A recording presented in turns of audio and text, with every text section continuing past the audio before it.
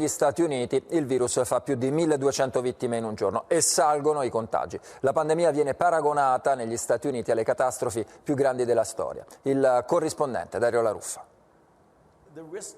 Lottiamo, ma dire che la situazione è sotto controllo sarebbe dire il falso, ammette Anthony Fauci, il super esperto della Task Force anticoronavirus della Casa Bianca. Jerome Adams è il capo esecutivo della sanità pubblica degli Stati Uniti, non ricorre a mezzi termini. Sarà una nuova Pearl Harbor, un nuovo 11 settembre, prevede, ricordando catastrofi nazionali. Molte le situazioni esplosive, ma non c'è una chiusura generalizzata stile Italia. A New York 1000 militari aiuteranno gli ospedali e i servizi sociali.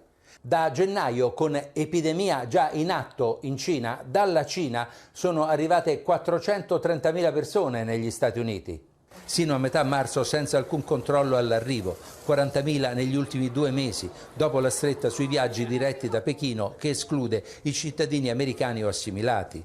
Infine è positivo al coronavirus Brett Crozier, il comandante della Roosevelt, che è stato rimosso dal suo incarico per aver scritto ai comandi militari una lettera drammatica sulla situazione dei contagi a bordo della sua portaerei. Non si è in guerra, ma il comando della Marina non può rinunciare a quella portaerei operativa e ha considerato non appropriato il comportamento del suo comandante, che ha messo al primo posto la salute dei suoi uomini.